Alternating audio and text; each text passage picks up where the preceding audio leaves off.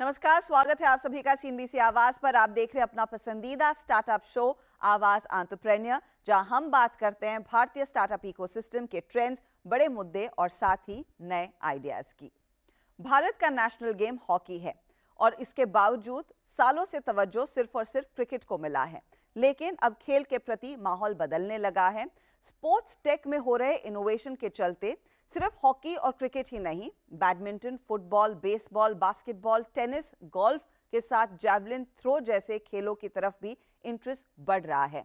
यहां बढ़ते अडॉप्शन के पीछे एआई, आईओटी, डेटा एनालिटिक्स का कमाल छिपा है। फिटनेस के लिए स्पोर्ट्स की अहमियत उजागर करने के उद्देश्य से सुदीप कुलकर्णी ने बैंगलोर से शुरू किया एक sports tech startup game theory. Sports tech में बढ़ती बिजनेस अपॉर्चुनिटीज को कैसे कैश कर रही है ये कंपनी, आइए देखते हैं। खेल कोई भी हो, उसे खेलने का मजा तभी आता है जब आपका कॉम्पिटिटर कड़ी टक्कर देने वाला हो। ऐसे में गेम जीतने का मजा ही कुछ अलग होता है। लेकिन गेम का असली मजा लेने के लिए तगड़ा कॉम्पिटिटर कहां से लाए? अपने फेवरेट टॉपिक में बिजनेस के बारे में सोचने पर रिसर्च करते समय यही आकर अटके सुदीप कुलकर्णी और फिर स्पोर्ट्स में आने वाली ऐसी ही दिक्कतें सुलझाने के लिए टेक्नोलॉजी की मदद से सॉल्यूशन निकालने की ठान ली। So I want to play sports. I'm inclined to it. So I reach out to my first circle of friends. And more often than not, they are not of similar skill level. तो क्या होता है, reliability नहीं बनता है। Regularly sports नहीं खेल सकते because it doesn't become a fitness और अ मूवमेंट एक्टिविटी और माई प्राइमरी एक्टिविटी। तो इसको सॉल्व करने के लिए हमने सोचा कि यार let us bring together people of similar skill level within a hyperlocal segment. If we can measure their skill level and tell people these are the people you should play with, right? Therein starts the experience where game becomes very, very exciting and very challenging, which makes it a primary fitness activity for most people. Game theory app based solution मुहैया करता है। सबसे पहले इनके take enable smart code पर players के skills को major किया जाता है। स्पोर्टिंग स्किल्स मापने के लिए प्लेयर्स की वीडियो रिकॉर्डिंग करके स्किल्स एनालाइज किए जाते हैं। फिर बिगिनर, इंटरमीडिएट या एक्सपर्ट की कैटेगरीज के मुताबिक स्किल लेवल्स डिफाइन होती है। यूजर प्रोफाइल्स में प्लेयर के अचीवमेंट्स, बैजेस, ट्रॉफीज, चैलेंजेस पार करने की क्षमता, एमेच्योर लीग्स में पार्टिसिपेशन, टीम फॉर्मेशन जैसे सभी जानकारी मिल जाती है। Can we create an ambience where people will come together of similar skill level, meet, play and bring in that competitive element? And when we thought about this is exactly what a video game does. So हमने सोचा कि यार video game जैसा ही बनाते हैं। We'll measure the skill level. We'll tell people these are the communities that you should be part of. Then for you as a customer, it is one click to go and play people of your similar skill level. जो कोई भी level हो, advanced है, beginner है, intermediate, no problem. But you will enjoy the game and it will become your primary fitness activity when you play people of similar skill level. इसी thesis के आधार पे बनाया है हमने ये product, and that all of this happens via the app. Skill measurements के पीछे technology कैसे काम करती है, इसे प्लेयर को समझना भी जरूरी है, क्योंकि स्पोर्ट्स स्किल्स के आधार पर खिलाड़ी का स्कोर सेट होता है। There are two kinds of measurements that we do. There is an absolute score depending on what kind of shots you play, what is your shot accuracy, shot speeds, and how well you play in the game. So this is a qualitative, directly related to your game and how you play. But then how you play in matches will be slightly different. Whether you win or lose dependent on how you play. That is also compared with the rest of the people, and we arrive at the matchmaking rating, which is then used for the entire community building, 1v1 matchmaking ho, 1v4 matchmaking ho, or larger community. So it results from computer vision data at the core of it.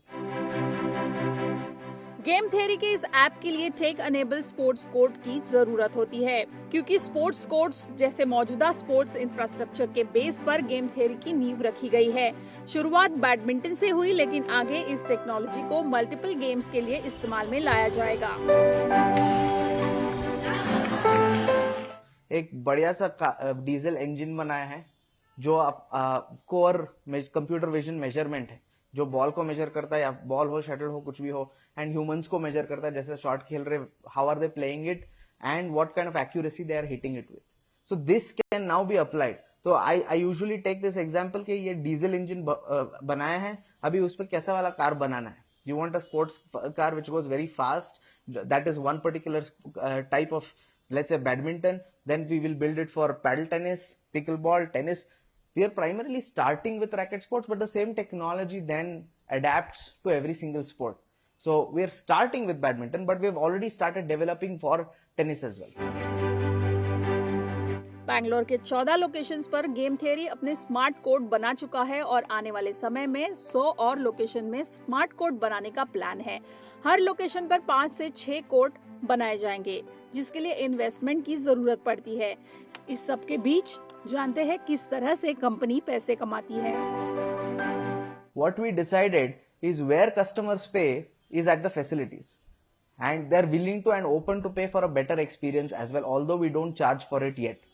So we have two business models in essence. One is the facility business where we continue to expand facility के एक facility के बाद दूसरा expand करते रहेंगे, but we take over existing venues, उसको हम convert करते हैं smart code पे, rebrand करते हैं, थोड़ा refurbish करके we start operating 100% of those venues. So the revenue generated from there, because of our better utilization rate as a result of our technology and better operations, that is one form of business that we have. On top of that, we are also doing this subscription, which is a slightly longer plan for us, which is the digital revenue source. So I told you about the physical revenue source. There's a digital revenue source where we foresee that we can do multiple things, which generates not just from subscription, but advertisement, but sale of equipment also can result in a digital revenue piece over a longer period of time, जो हम next 6 months में attempt करेंगे. But the physical revenue is a proven model which we want to continue to expand in India. 2019 में game theory शुरू करने के बाद Covid की मार ने कंपनी की कमर तोड़ दी और बिजनेस पूरी तरह बंद करना पड़ा। लेकिन पोस्ट कोविड लोगों में फैली फिटनेस के प्रति जागरूकता और फाउंडर के जज्बे के चलते गेम थियरी फिर से शुरू हुआ। कंपनी ने पिछले साल 20 करोड़ फंड जुटाया है। इस साल 18 करोड़ रेवेन्यू कमाई के बाद आने वाले 3 से 4 महीने में 25 करोड़ का आंकड़ा पार करने जा रहे हैं। हर शहर से 150 करोड़ रेवेन्यू जनरेशन के अंदाजे को लेकर गेम थियरी का फोकस अब आगे मल्टी सिटी एक्सपेंशन पर रहेगा, जिसके लिए स्पोर्ट्स इंफ्रा के साथ टाई अप्स या रेंट जैसे विकल्प चुने जाते हैं। We are very flexible because हमारा ऑब्जेक्टिव है how do we make it more accessible for people. So we are very flexible in our approach. In some ways we also help investors who come in to build more venues. In some cases we take school infrastructure and help them monetize their school infrastructure post school hours. So it does not matter where the facility comes from, and we are not so we don't own facilities 100%. We don't invest in the infrastructure of the facilities 100% anywhere. But we take over venues, or we help creating through our financial partners who invest into venues on a franchise basis, and that infrastructure is utilized. We go to schools and we make use of their infrastructure, and just adds to our distribution where we can grow fast enough. Indian families में बच्चों को sports से ज्यादा परीक्षा में marks कितने मिलते हैं, इसी पर सबसे ज्यादा ध्यान दिया जाता है। एजुकेशन पॉलिसी में आने वाले बदलाव के चलते इस मानसिकता में बदलाव की उम्मीद है। अगर स्पोर्ट्स को लेकर दिलचस्पी बढ़ाने का काम बचपन से किया जाए तो स्पोर्ट्स टेक में अर्ली एंट्री लेने वाले गेम थियरी जैसे बिजनेसेस का भविष्य सुनहरा होने की आशा है। कल्पिता पारकर, बैंगलोर। यहाँ लेंगे एक छोटा ब्रेक, लेकिन आगे बात होगी भारत के बढ़ते D2C मार्केट की। Market intelligence firm one lattice की ताजा रिपोर्ट पर हम बात करेंगे आशीष धीर से। वेलकम बैक, आप देख रहे हैं आवाज एंटरप्रेन्योर। भारत का डायरेक्ट टू कंज्यूमर यानी कि D2C brand market fast track पर ग्रो कर रहा है। FY23 में $17 बिलियन का यह मार्केट अगले 4 सालों में 3 गुना की बढ़त दिखा सकता है और लगभग $61 बिलियन तक पहुंच सकता है। और इस ग्रोथ को सपोर्ट करने के लिए FY27 तक तकरीबन 1 करोड़ डायरेक्ट और इनडायरेक्ट जॉब्स रिटेल सेक्टर में तैयार होने के आसार हैं। वन लैटिस और सोरेन वेंचर्स की इस रिपोर्ट में ये कई सारे डिटेल सामने निकल कर आए हैं और इसी पर अब और डिटेल में बात करते हैं कि ये कितनी बड़ी अपॉर्चुनिटी है और D2C मार्केट लार्जली स्टार्टअप्स के बल पर ही ग्रो होता हुआ दिखाई दिया है। मेरे साथ है वन लैटिस के senior director consumer and retail Ashish Dhir. Ashish, बहुत बहुत शुक्रिया हमारे लिए समय निकालने के लिए। इनफैक्ट मैंने डिटेल में वो आपकी रिपोर्ट पढ़ी है। मैं सबसे पहले आपसे ये समझना चाह रही हूँ कि ये जो D2C ब्रांड मार्केट 3 गुना बढ़ सकता है FY27 तक, क्या ड्राइव कर रही है ये ग्रोथ?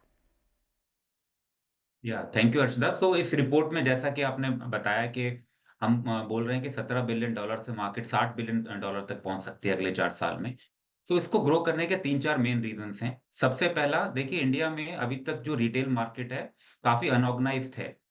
करीब 8 लाख से ऊपर रिटेलर्स हैं एंड पूरी वैल्यू चेन में जो रिटेलर्स हैं, मैन्युफैक्चरर्स हैं, सभी एंटरप्रेन्योरियल नेचर के हैं एंड वो सभी लोग सोचते हैं कि हम कब अपना ब्रांड शुरू कर पाएँ। सो एक पहला रीज़न ये है D2C ग्रोथ का कि वैल्यू चेन में जो प्लेयर्स हैं, वो सभी अपना ब्रांड बनाने की कोशिश करते हैं और इच्छा रखते हैं।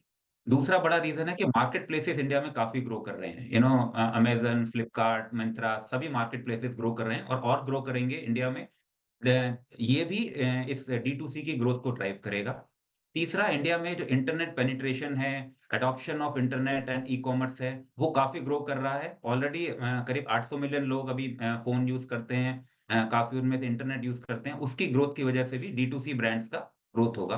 और आल्सो जो नई टेक्नोलॉजीज़ आ रही हैं, AI/ML यूज़ होना शुरू हो गया है। जो नई ब्रांड्स हैं D2C ब्रांड्स, वो काफ़ी नई टेक्नोलॉजीज़ यूज़ कर रही हैं। उससे भी इनका D2C ब्रांड्स का एडॉप्शन बढ़ेगा।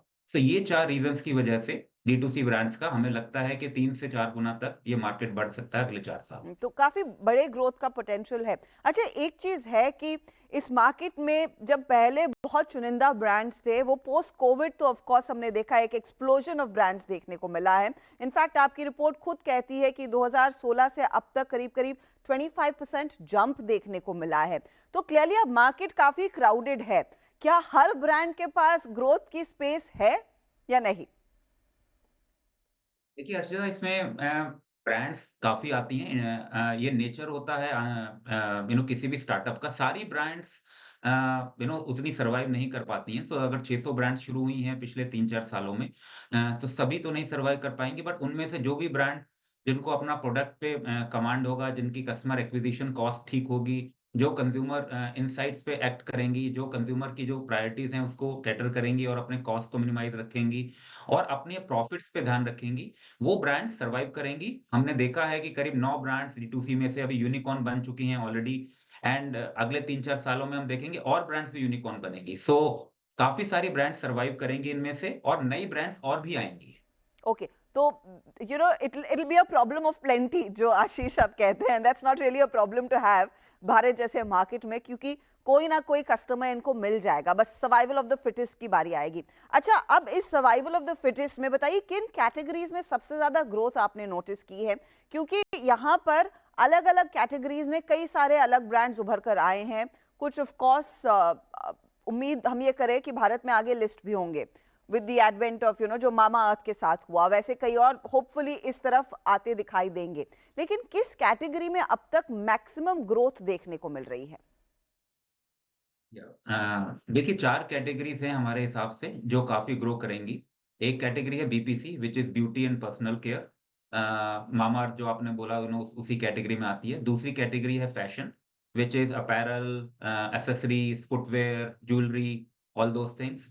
तीसरी कैटेगरी है आपकी कंज्यूमर ड्यूरेबल्स, जहाँ ऑलरेडी हम लोग काफ़ी ब्रांड्स को देख चुके हैं लाइक बोट, नॉइस एंड चौथी कैटेगरी है फूड एंड ग्रोसरी। सो ये चारों कैटेगरीज़ हमें उम्मीद है कि काफ़ी ग्रो करेंगी 35 से 40% के आसपास अगले 4 से 5 साल तक। ओके, और ये क्या प्राइमरीली अपने खुद के प्लेटफॉर्म्स के जरिए ग्रोथ आएगी, या फिर अब तक जो हमने देखा है, जो पहले भी आपने मेंशन किया कि अमेज़न, फ्लिपकार्ट, मिंत्रा जैसे प्लेयर्स के चलते वो ग्रोथ फ्यूल हुई है, तो किस तरह की अप्रोच अब बेस्ट रहेगी? क्योंकि एक चीज हमने देखा कि D2C सक्सेस स्टोरी 2020 में लिखी गई थी, जब हर प्लेटफॉर्म इंस्टाग्राम का इस्तेमाल करके या फिर दूसरे सोशल मीडिया का इस्तेमाल करके अपने ब्रांड्स को पुश कर रहा था।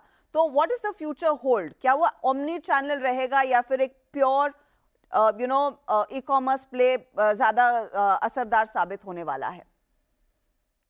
हाँ जी, बिल्कुल ठीक कहा आपने। देखिए ओमनी चैनल तो डेफ़िनेटली रहेगा। अगर हम थोड़ा-सा ओवरऑल रिटेल मार्केट को देखें तो करीब इंडिया में अभी 10% ओवरऑल रिटेल मार्केट करीब $900 बिलियन के आसपास है।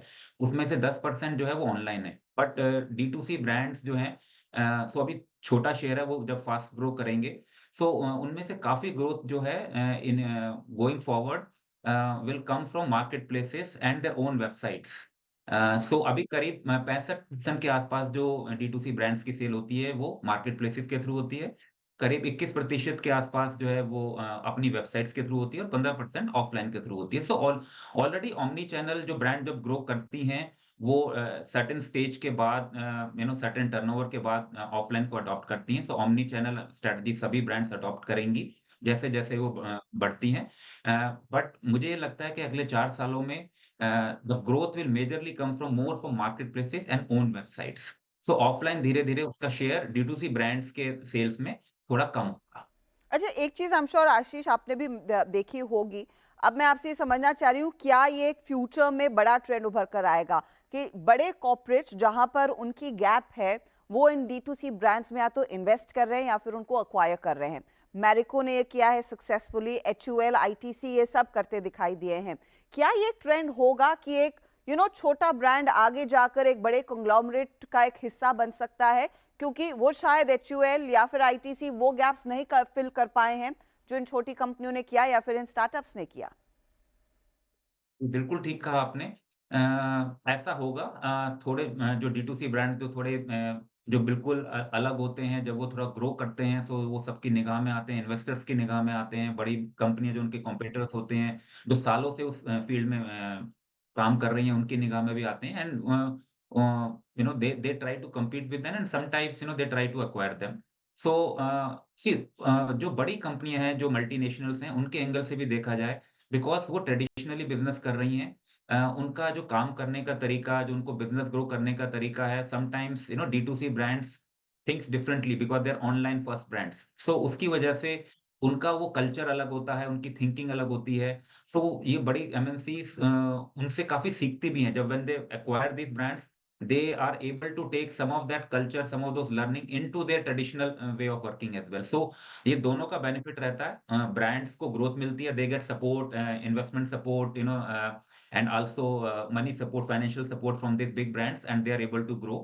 एंड ये ट्रेंड हम काफ़ी देख रहे हैं। Aditya Birla group, Reliance group, सभी ने D2C ब्रांड्स को HUL, ITC डिफरेंट सेक्टर्स में एक्वायर किया है और मुझे लगता है वो आगे भी करते रहेंगे। अच्छा, ये बताइए आपकी एनालिसिस अब क्या कहती है, ये ग्रोथ अब तक जो आई है वो इनिशियली मेट्रोज में थी, फिर वो मिनी मेट्रोज में गई, लेकिन यहाँ से आगे ये ग्रोथ क्या मिडिल इंडिया से आएगी? क्या non metro tier 1 tier 2 centres भी इक्वल पार्टिसिपेंट्स है इस D2C स्टोरी में? हाँ जी, देखिए D2C में क्या है, क्योंकि इंटरनेट फर्स्ट ब्रांड्स हैं, इंटरनेट आज की डेट में सब जगह अवेलेबल है। जो कंज्यूमर्स हैं, उनकी एस्पिरेशन सिमिलर हैं। They are able to see themselves और have same aspirations as people in big cities, metro tier 1 cities. So और इन सिटीज़ में ऑलरेडी बहुत सी ब्रांड्स अवेलेबल हैं, काफ़ी ग्रोथ आ चुकी है। सो आगे की growth tier 2, tier 3 even rural India से काफ़ी आएगी, स्पेशली इन D2C सेक्टर। जहाँ तक D2C की ग्रोथ का सवाल है, देखिए अभी भी D2C मार्केट जैसे हमने कहा $17 बिलियन है 900 बिलियन में से। सो अभी भी सिर्फ ये 1.5 से 2% है टोटल। सो इसमें 35 से 40% की ग्रोथ हम देखते हैं अगले 4 साल में आते हुए। सो काफ़ी we are very bullish about the growth of this sector, at least in next 4 to 5 year and beyond that as well. तो इस समय जिन कंपनियों ने अचीव किया है उससे आगे और बढ़ाने के लिए इन कंपनियों को अलग क्या करना पड़ेगा? किस तरह के ब्रांड्स, किस तरह के फीचर्स ज़्यादा एक्सेप्टेबल होंगे in the coming days to come? अब आपकी एनालिसिस क्या कहती है? देखिए D2C ब्रांड्स की एक जर्नी होती है, लेट्स से 0 से 10 करोड़ की जर्नी अलग तरह की होती है, 10 से 50 करोड़ की जर्नी अलग होती है, उसमें चैलेंजेस अलग होते हैं, की सक्सेस फैक्टर्स भी अलग होते हैं। और उससे आगे की जर्नी अप टू IPO जैसे हमने बोला, जैसे मामाअर्थ ने किया, वो एक अलग तरह की जर्नी होती है। सो D2C ब्रांड्स के लिए आई थिंक 2-3 चीज़ें बहुत इंपॉर्टेंट हैं। एक तो यूज़ ऑफ टेक्नोलॉजी, आप जैसे ही ये AI ML अभी यूज़ कर रहे हैं, it will help them a lot. अभी तक कस्टमर एक्विजिशन कॉस्ट जिसको हम कैक बोलते हैं, वो काफ़ी हाई है फॉर D2C ब्रांड्स। सो अभी वो काफ़ी इस पे काम करने की ज़रूरत है so that it comes down, so that these brands become profitable very early. तीसरी चीज़ टैलेंट का भी एक चैलेंज रहता है कई दफ़ा इन इन ब्रांड्स को ग्रो करने के लिए। सो कुछ चैलेंजेस हैं जो इनको ओवरकम अभी हमारी फुलफिलमेंट कॉस्ट जो लॉजिस्टिक्स कॉस्ट है वो भी थोड़ी-सी हाई रहती है। उसमें भी काफ़ी सुधार आ रहा है with the increase in infrastructure and so many uh, logistic suppliers who are providing that. So ये 3-4 चीज़ें जैसे-जैसे सॉर्ट होती रहेंगी it will help fuel the growth of these brands even more. मैं फाइनल सवाल आशीष आपसे ये समझना चाहूंगी कि क्योंकि आपने एक एक्सपेंसिव स्टडी की है अक्रॉस वेरियस ब्रांड्स, कोई ऐसे ब्रांड्स जो बड़े बड़े स्टार्स उभर कर आ सकते हैं, anything promising that you see in a whole host of companies that you spoken to? देखिए, सभी ब्रांड्स हमारे लिए तो सभी ब्रांड्स प्रिय हैं, हम सबके साथ काम करते हैं। बट हम ऑलरेडी देख चुके हैं कुछ ब्रांड्स D2C में who are the poster boys as I said now unicorns बन चुके हैं। आप BPC कैटेगरी में देखेंगे तो मामाअर्थ, शुगर जैसे ब्रांड हैं, गुड ग्लैम जैसे ब्रांड हैं। फैशन कैटेगरी में आपके Giva, Carat Lane, Blue Stone in jewellery category wrong brand है। सोल्ड स्टोर, बेवकूफ जैसे ब्रांड्स हैं जो बड़े हो सकते हैं। फूड एंड ग्रोसरी में होल ट्रूथ जैसे ब्रांड हैं जो बड़े हो सकते हैं। कंज्यूमर ड्यूरेबल में बोट और नॉइस जैसे ब्रांड हैं जो इनिशियली D2C थे अब ओमनी चैनल पे। ये सभी ब्रांड्स की I think the growth story looks very good to me and there are I would say 50 और 100 more brands which are going to follow their footstep and become as big as them. And I look forward to all those brands, क्योंकि वो consumption story और बस fuel ही होती दिखाई देगी। बहुत बहुत शुक्रिया आशीष हमारे लिए समय निकालने के लिए। It's been great talking to you. Thank you Harshada, thank you very much. चलिए, इसी के साथ मैं भी आप सभी से लूंगी इजाजत, लेकिन आपको हमारा शो कैसा लगा इसका फीडबैक आप हमें जरूर दें। अगले हफ्ते फिर मुलाकात होगी कुछ और ट्रेंड्स, कुछ और नए आइडियाज के साथ।